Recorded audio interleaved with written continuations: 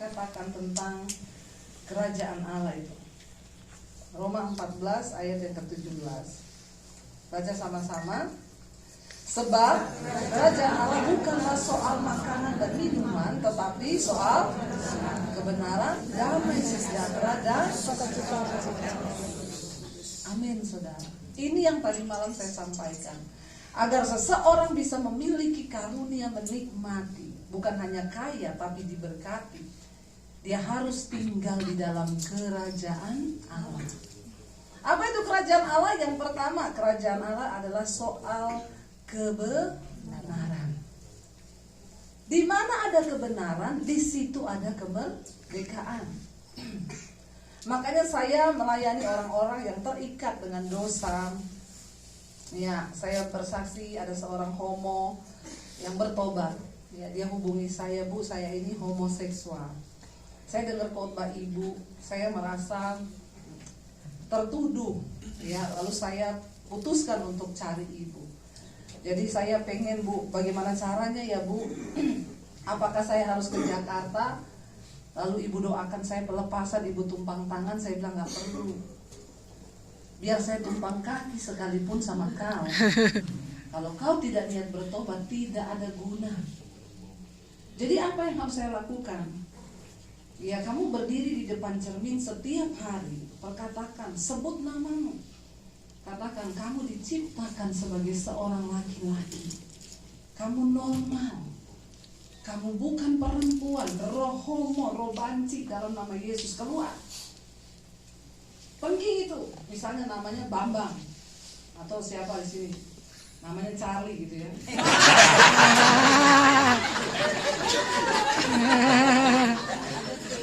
Ya, perkatakan di cermin. Ya. Bilang kepada dirimu. Ini kenapa pada ketawa ya? Ada yang nama Charlie di sini? Ada.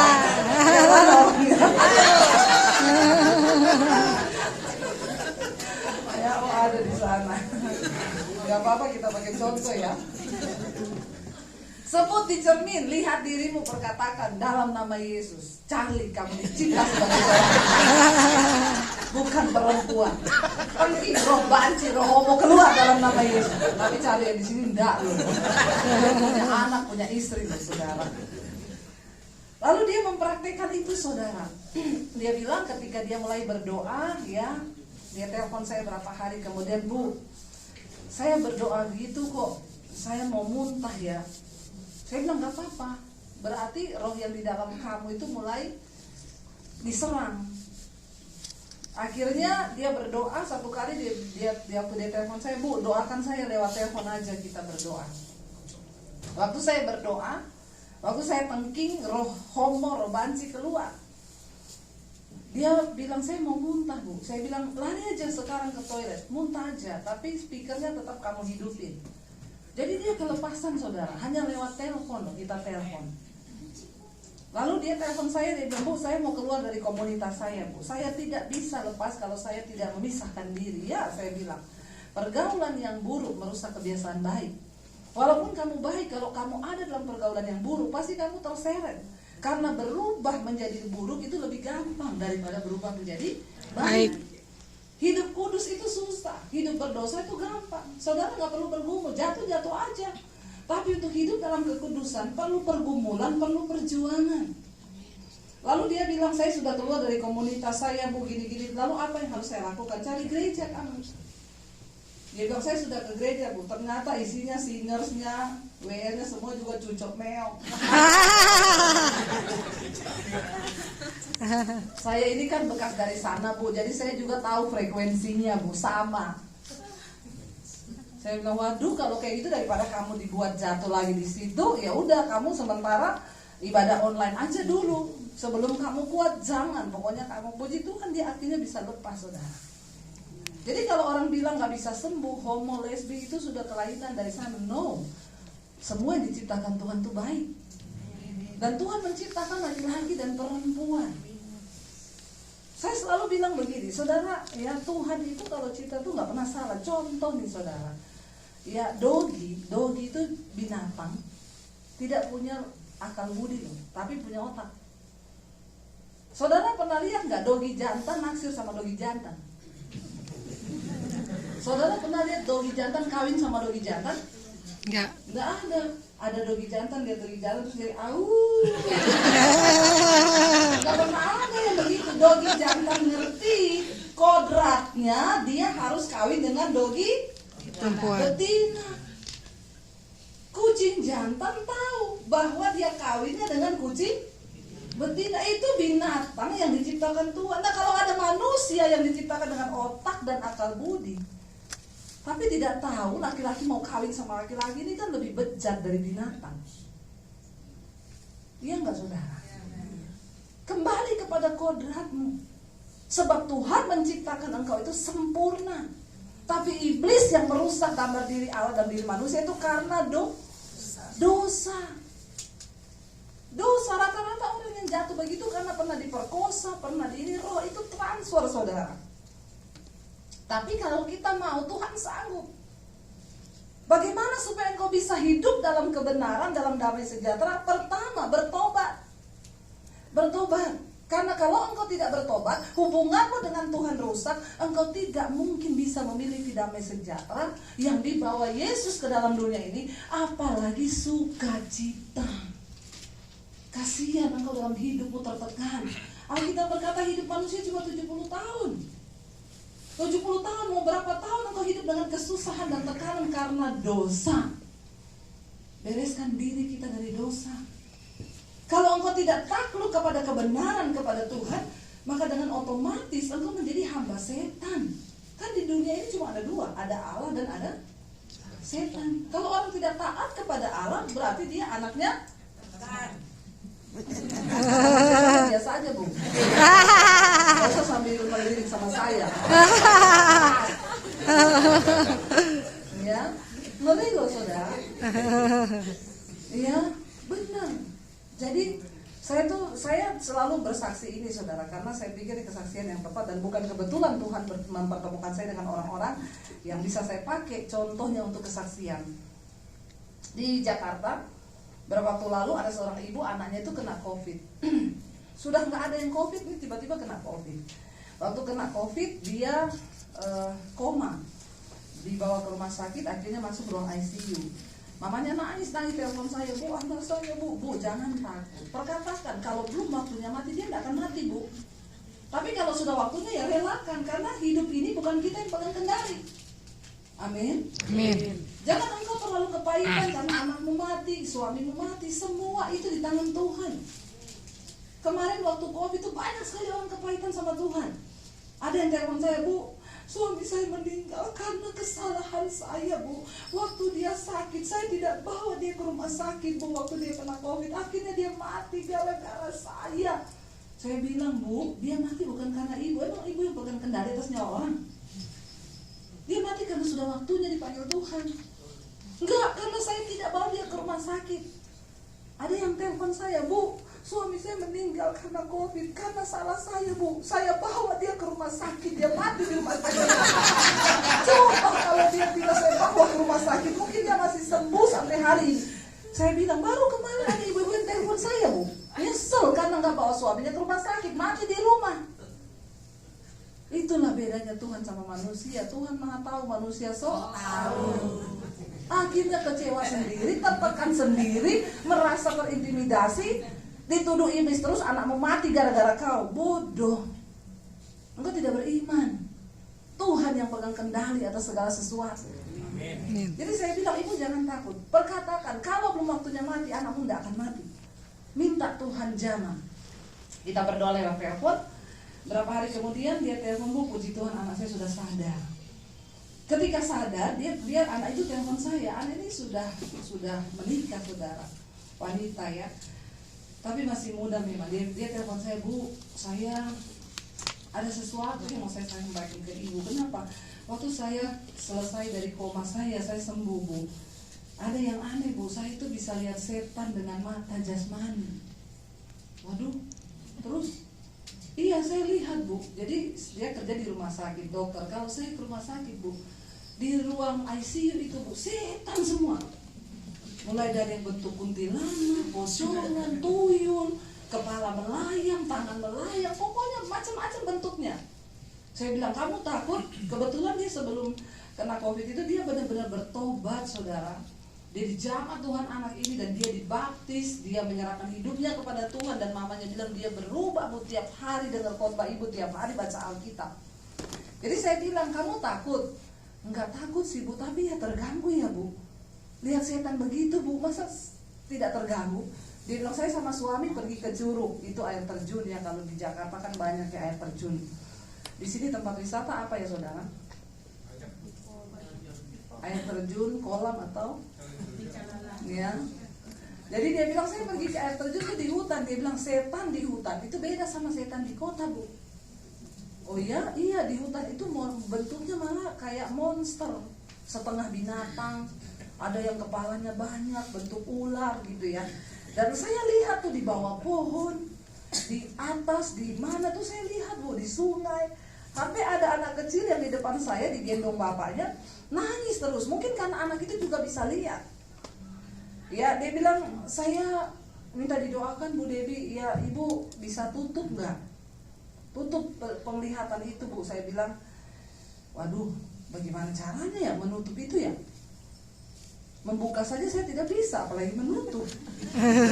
Ya, jadi dia cerita, saudara. Dia bilang, contoh ya, Bu, ada orang yang saya kenal nih, Bu, datang ke rumah, cowok, di kakinya itu menggantung di kakinya itu ada makhluk, badannya itu bentuknya kodok, tapi kepalanya itu wanita. Apa ya, Bu? Saya bilang, itu kalau di Alkitab kodok sih lambang persinahan. Jadi saya kaget waktu lihat begitu, dia datang. Saya bilang, ada makhluk apa ngikuti kamu? Kamu dari mana? Dia bilang, gak dari mana-mana. Lalu saya bilang, harusnya kamu doakan. Dia, Bu, langsung saya doakan. Maaf ya, saya mau doain kamu. Dia pukul, dalam nama Yesus, dalam nama Yesus. Dia bilang, itu makhluk makin kenceng pegang kakinya. Tapi akhirnya saya suruh dia juga berdoa, bilang dalam nama Yesus, artinya hilang. Terus saya tuh pikir, saya bilang gini, sebenarnya kamu jangan minta ditutup. Ya, kamu bisa itu pakai untuk karunia pelepasan. Saya bilang, nanti saya ajak kamu ke Atlanta. Dia lihat di sini. Siapa itu yang diganduli kodok-kodok itu? Ya, biar bisa lihat itu. Siapa tahu, saudara ya, cuma kodok, kadal, biawak sudah di sini semua. Loh, saudara, di dalam alam roh, Alkitab berkata, peperangan kita bukan melawan darah dan daging, tapi roh jahat, pemerintah-pemerintah jahat, penghulu-penghulu dunia, roh-roh jahat di udara, itu musuh kita. Ketika seseorang menyerahkan dirinya kepada kenajisan, ya mungkin dia dari panti pijat atau dari pelacuran, roh itu ikut, saudara. Tapi kita kan gak bisa lihat. Tapi orang yang ada karunia itu dia bisa lihat. Ketika seseorang tidak menyerahkan dirinya kepada Tuhan, maka dia menyerahkan dirinya kepada setan. Ya, setan itu ikut. Nah, saudara bisa bayangkan kalau ada orang diikuti setan begitu, kira-kira damai gak hidupnya? Dan kaki ini kalau sudah diganduli kodok begitu, ya kodok ini pasti akan bawa dia terus ketagihan untuk bersinah, melakukan kenajisan. Makanya banyak orang gak bisa lepas dari dosa. Nah, rohnya itu macam-macam. Ada kodok, ada kadal. Yang marah-marah gak tahu apa, lalat mungkin. Ya, tapi itu bentuknya begitu. Kita memang tidak menyadari, tapi itu ada, saudara. Kenapa Alkitab bilang kau harus hidup dalam kebenaran? Ya, karena Yesus berkata, di mana ada kebenaran, di situ ada kemerdekaan. Amin. Bagaimana seseorang bisa lepas dari ikatan dosa hanya ketika engkau berusaha melakukan kebenaran? Itu yang homo bilang, oh saya butuh doa pelepasan. Enggak, kamu coba melakukan firman. Waktu kamu rajin melakukan firman, maka setan tuh gak balik lagi. Karena hidupmu, hatimu penuh dengan firman. Kalau cuma doa pelepasan, percuma. Habis dilepaskan, lu mati banting-banting di situ, menggelepar-gelepar. Kamu gak melakukan firman. 7 roh yang lebih jahat masuk ke dalam dirimu. Kita harus mengerti firman Tuhan. Saya bilang, lakukan kebenaran. Terus baca Alkitab, praktekin. Setan gak pernah takut waktu engkau rajin ke gereja. Setan gak pernah takut waktu kita melayani Tuhan. Setan takut waktu engkau mulai belajar melakukan firman Tuhan. Maka hidupmu berdampak. Yang pertama, engkau berdampak bagi kerajaan Allah. Yang kedua, engkau juga bisa menggoncangkan kerajaan setan. Amin. Amin. Orang-orang Kristen yang seperti ini yang sedang Tuhan cari, supaya kita melakukan pelayanan yang maksimal. Setan gak pernah takut, saudara cuma nyanyi di gereja. Semangat, kita buat iblis gemetar. Waktu pulang, iblis buat kita gemetar. Dia gak ketakutan, khawatir, kecewa, ya takut. Tapi di gereja nyanyi hebat, makanya ibu biar saja, biar saja. Ya, ada orang tanya sama saya, Bu, ibu pernah pelayanan di gereja besar-besar kan? Di kota-kota besar, ibu pernah lihat nggak ada orang kerasukan? Saya bilang nggak pernah sih, jarang ya. Kalau di kota besar, kalau di desa-desa itu banyak, baru nyanyi satu lagu kerasukan. Saya tanya nyata banget. Kalau di kota besar kenapa Bu nggak pernah ada ya? Saya bilang dulu sih pernah ada. Saya lagi pelayanan di gereja besar, tiba-tiba bapak-bapak jatuh menggelepar. Saya langsung lari mau saya tengking. Istrinya bilang nggak usah Bu, kenapa? Epilepsi. Saya pikir setan, saudara, udah mau saya tengking, ternyata epilepsi. Terus gimana Bu sembuhnya? Nanti sembuh sendiri. Tapi saya jadi pertanyaan, iya ya, kenapa di kota besar nggak ada orang kerasukan lagi ya? Saudara mau tahu kenapa? Roh Kudus kasih saya hikmat jawab. Karena setan di kota besar sudah tidak bekerja. Dia cuma kontrol. Lancar coy, lancar. Ibadah jalan. Jemaat tambah banyak. Kata setan, tidak usah diganggu. Kita nggak perlu kerja keras sama mereka. Kenapa? Dagingnya aja udah gede. Kedagingan mereka lebih setan dari setan. Halo? Apa itu kedagingan? Galatia pasal 5 berkata, sebab keinginan daging telah nyata, percabulan, kenajisan, hawa nafsu, nafsu jahat, iri hati, dendam, kebencian, amarah, roh pemecah belah, persaudaraan. Semua itu berasal dari daging, ketamakan. Dan siapa melakukan hal-hal yang kedagingan itu, dia tidak mendapat bagian dalam kerajaan Allah. Amin. Amin. Makanya saudara, setan bilang tidak usah ganggu. Mereka kedagingannya sudah lebih besar. Makanya setan juga bilang sama Tuhan, saya sudah tidak mau jadi setan Tuhan. Kenapa? Manusia lebih setan dari setan. Ada orang selingkuh. Ya, ditanya pendeta, kenapa kamu selingkuh? Saya tanya, kenapa bisa selingkuh? Jawabannya, gara-gara setan Bu. Setan dengar ngomong, yang enak lu, yang sial gua. Kata setan. Ya, setan itu sudah nggak ada, saudara. Di kota-kota besar nggak ada. Dia sembunyinya di gudang-gudang tua sekarang. Dicari pakai kamera, dijadiin konten. Soalnya dari kuntilanak muncul di syuting langsung, konten yang nonton 300.000. Dapat duit orang, setan dijadikan uang. Makanya setan bilang, manusia, bukan manusia yang kesetanan sekarang, setan yang kemanusiaan. Ya, ngeri. Ya, saudara bisa tertawa, tapi inilah kehidupan kita. Ya, saya nggak tahu tuh kalau dia akhirnya, karena jadi waktu itu saya datang ke rumahnya kan, dia bilang, Bu, besok itu ada acara di rumah saya. Mama saya, papa saya ulang tahun, ibu datang ya sekalian doain saya. Saya datang, saudara. Jadi dia itu duduk di samping saya. Nanti kalau ada orang lewat ya, saya tanya kenapa? Ibu itu belakangnya ada awan gelap. Tapi saya bilang di sini nggak ada, kamu nggak lihat makhluk apa-apa ya? Enggak, tapi gelap Bu belakangnya dia. Saya juga deg-degan waktu mau ketemu dia, saudara. Ya saya takut kalau dilihat ternyata saya ada kadal, kodok, biawak. Saya pelayanan. Jadi saya pelan-pelan iseng tanya sama dia, kalau saya, kamu lihat ada apa di saya? Kalau di belakangnya ibu tuh ada cahaya terang banget. Amin. Loh saudara, di alam roh setan tuh melihat engkau seperti itu. Kalau engkau berjalan di dalam kekudusan, Amin. Ada awan kemuliaan Tuhan di sekeliling kita yang akan membuat setan gemetar. Amin. Makanya saya bingung kalau ada orang Kristen yang takut sama setan. Apalagi dikit-dikit ya setan. Ya, ada pendoa siapa ngomong sama saya, Bu, di rumah saya ada setan. Tolong bukain dong, Pak. Terima kasih, upahmu besar saudara. Amin. Dan di bumi juga, kalau cuma saudara kelamaan ya, Pak. Acara ini disponsori. Saudara, ini bukan Aqua ya, kalau Aqua kan Indonesia ya, bukan Aqua. Lalu, ya, tadi saya mau ngomong apa ya? Hah? Oh iya, pendoa siapa? Pendoa siapa apa? Hah? Oh iya, lihat setan. Iya ya. Bu, saya ini pendoa siapa, Bu? Tapi di rumah saya ada setan, Bu. Jadi saya kalau turun dari atas, kalau malam mau ambil air di bawah, itu setan duduk di sofa. Hitam besar gitu kayak bayangan. Terus ibu ngapain kalau lihat dia?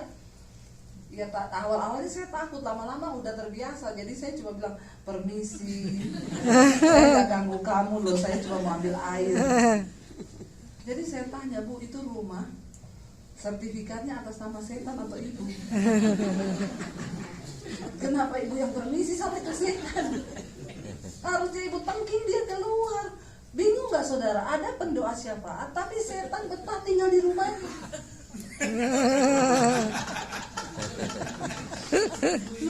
Bener gak? Ya, dia ngaku pendoa tapi setan tinggal bareng dan dia permisi sama setan. Permisi, saya mau lewat. Lucu ya. Kita nih kalau hidup bersama Tuhan, yaitu tadi sinar kemuliaan Tuhan dalam hidup kita, nggak mungkin setan itu mau deket-deket. Amin. Dia lihat kita aja udah lari, dia takut mendekat. Kenapa? Karena engkau melakukan firman. Ketika Yesus digoda sama iblis, iblis bilang, coba kamu kalau Allah jatuhkan tubuhmu dari bait Allah itu, nanti kan malaikat dikirim Tuhan untuk menatang engkau. Yesus tahu iblis sedang mencoba dia untuk kesombongan. Yesus bilang apa? Dia nggak tengking. Dalam nama Yesus, pergi kau setan. Enggak, dia bilang apa? Ada tertulis. Ada tertulis bahwa aku hanya boleh taat dan mendengarkan apa? Ada tertulis. Waktu Yesus puasa, iblis bilang, coba kamu makan, rubah batu menjadi roti. Karena iblis tahu Yesus lagi puasa. Yesus tahu iblis mencobai dia. Yesus nggak tengking. Dalam nama Yesus, pergi kau iblis. Yesus bilang, ada tertulis bahwa manusia hidup bukan hanya dari roti, tapi dari setiap firman yang keluar dari mulut Allah. Lawan iblis dengan firman yang ada padamu. Dan kalau engkau rajin melakukan firman Tuhan, tidak mungkin setan itu bisa mengganggu kita. Contoh nih, saudara disakiti orang. Ya, saudara kebaikan atau saudara berkata dalam nama Yesus aku melakukan pengampunan karena Tuhan suruh aku mengampuni. Amin. Setan datang ngomong, dia tuh jahat. Kamu tahu nggak kelakuannya itu kebangetan? Aku tahu setan, tapi aku tidak punya pilihan. Aku harus mengampuni. Amin. Mana ada setan betah mau ganggu kita? Benar nggak? Satu saat ada konferensi setan-setan, pertemuan seluruh setan di dunia, saudara. Ya, di dunia ini. Jadi setan-setan berkumpul. Bukan cuma pendeta yang ada konferensi setiap tahun.